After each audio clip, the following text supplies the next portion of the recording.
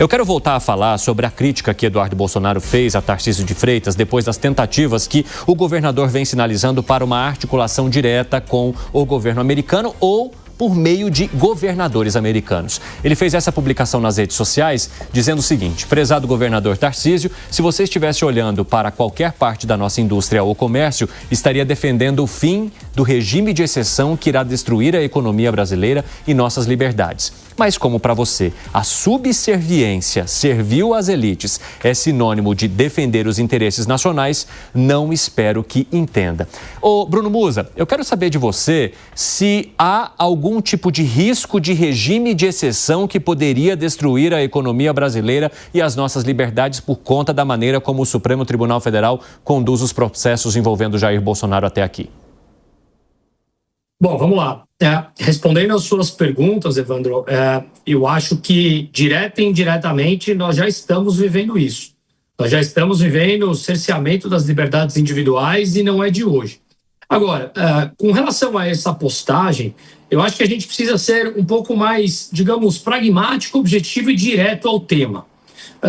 Enquanto a gente vê situação e oposição brigando, postando brigas para fora, mostrando isso para todo mundo, lavando roupa suja, inclusive entre o núcleo mais duro do Bolsonaro e o Tarcísio, que deveriam ali, na minha opinião, se unir, seja por um lado ou para o outro, mas contra o governo atual nas próximas eleições.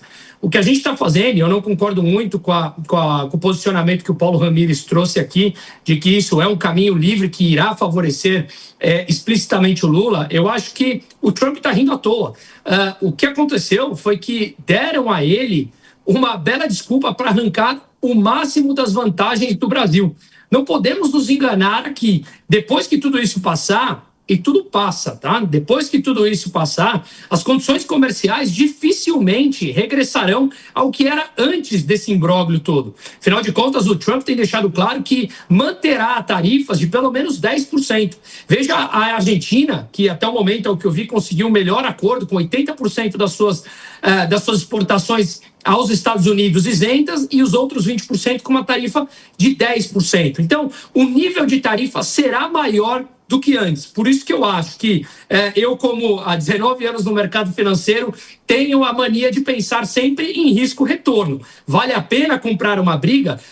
Se valer a pena, você aguenta o risco total e as consequências dela? Por isso que eu acho que nós temos que ser serenos e coerentes e irmos para a mesa de negociação sabendo o posicionamento que temos e saber quem é que está do outro lado. Portanto, de novo, enquanto a gente briga aqui esquerda-direita, o caminho está livre para os Estados Unidos extraírem o melhor para eles da vantagem competitiva com a relação comercial com o Brasil.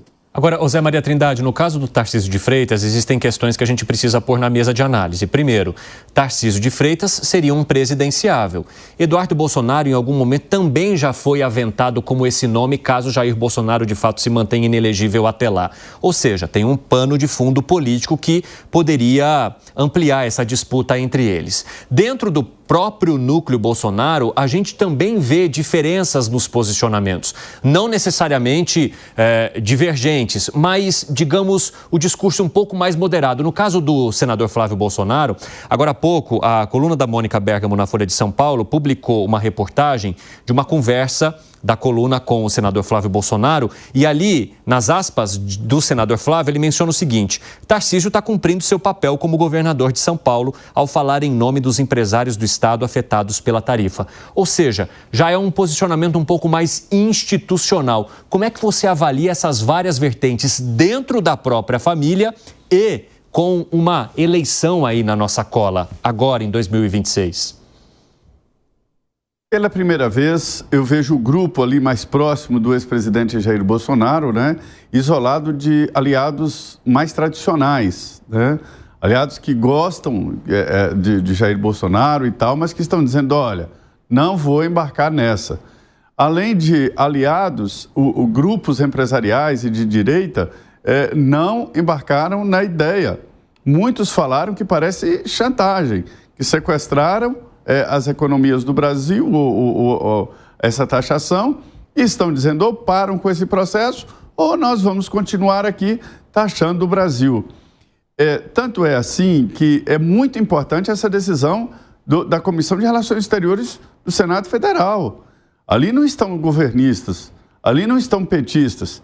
E mais, a CNI, Confederação Nacional da Indústria, embarcou nessa ideia de levar até os Estados Unidos uma proposta concreta, ou seja, conversar e explicar, e ninguém nem tocou no assunto de ir no Supremo pedir para maneirar ou para acabar com o processo. Quem é louco de fazer uma história dessa? Isso seria crime, né? Então veja que situação, parece um desespero, que não tem mais o que fazer. Entendeu que a pressão externa ao Supremo daqui do Brasil não adianta, mas o que fazer? Só se for uma intervenção. Quer dizer, volta lá aquele período antes da posse do Lula, quer dizer, algo vai acontecer, mas o que vai acontecer? Ninguém sabe o que vai acontecer. Lá naquela época, agora está a mesma coisa. Quer dizer, só que agora, grupos racionais, CNI não é oposição, né? A CRE, Comissão de Relações Exteriores, não é oposição. E veja o posicionamento deles e de críticas, dizendo, olha, está errado, não é assim que vamos nos posicionar. Então, essa é a realidade, esse é o extrato do que está acontecendo aqui. E pega um governo que já vem criticando os Estados Unidos, né? E, francamente, numa tentativa de fazer um BRICS forte, e fazer um BRICS alinhado com a China. Me dizem aí fontes da Anfávia que haverá por aqui um aumento de carros da China, exatamente porque o mercado norte-americano vai ficar difícil, ou seja, mudando o eixo do comércio. Então, pode ser que o governo esteja apostando nesse caos, né? Eu estou dizendo pode ser, que eu não tenho informação para confirmar isso, para depois se alinhar à China e ao mercado asiático e suprir essa possibilidade de exportação para os Estados Unidos. Eu vou te falar a verdade, eu me preocupo muito com a importação. Eu gosto da importação, da qualidade da importação dos Estados Unidos. Maquinário, bens de produção, peças, né? E isso tudo promove a economia, né? Eu sempre acompanhei balança comercial, cobri a balança comercial, e quando eu lia lá que estava importando lá maquinário e tal, eu torcia, porque eu sabia, cada máquina importada, cada sistema desses aí importado significa progresso, emprego e empresas para o país. Então a nossa importação dos Estados Unidos é de boa qualidade, o que não acontece com a China. Nem sempre a importação vem muita quinquilharia que a gente não precisa. Agora tem uma questão interessante, porque na contramão, e isso envolvendo o estado de São Paulo, a exportação de maquinários agrícolas também é um setor importante para o estado de São Paulo em relação aos Estados Unidos. E por isso que há essa preocupação também do governador Tarcísio de Freitas. Um outro ponto relevante que eu quero trazer para vocês. Nessa conversa do senador Flávio Bolsonaro para a coluna da Mônica Bergamo na Folha de São Paulo, ao mesmo tempo em que ele defende, então, o posicionamento de Tarcísio de Freitas ao sair à frente de seus empresários, das indústrias paulistas, para tentar reverter essa situação, ele também defende o posicionamento do irmão Eduardo Bolsonaro na comunicação com o governo americano, porque ele menciona o seguinte: o Eduardo é a única ponte do Brasil com a Casa Branca, já que o Lula mandou sua diplomacia calar a boca e passou o tempo provocando o Trump até ele perder a paciência. Ele continua ignorando os interesses brasileiros em prol da sua ideologia anti-Estados Unidos. Como é que você avalia essa celeuma, Gani? Olha só, bem difícil, né? O que eu vejo é que há uma disputa ali pelo protagonismo. É claro que tanto o Eduardo Bolsonaro quanto o Tarcísio são nomes aí colocados como possíveis herdeiros dos votos de Jair Bolsonaro. Então há uma disputa dentro da direita.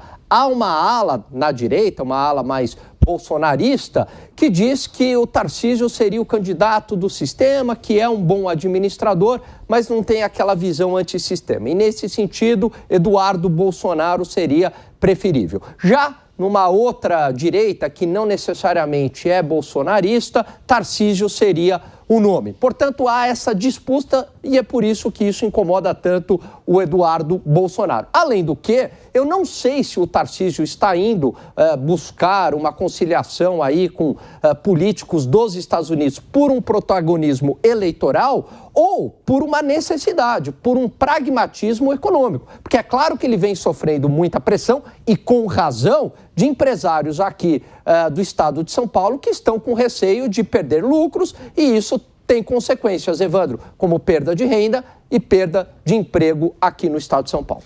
Fala, seu Piperno. Olha, vejam só, Eduardo Bolsonaro é um personagem que age de uma forma extremamente mesquinha. Ele está lá, enfim, passeando na Disney, como de vez em quando ele posta aí, né?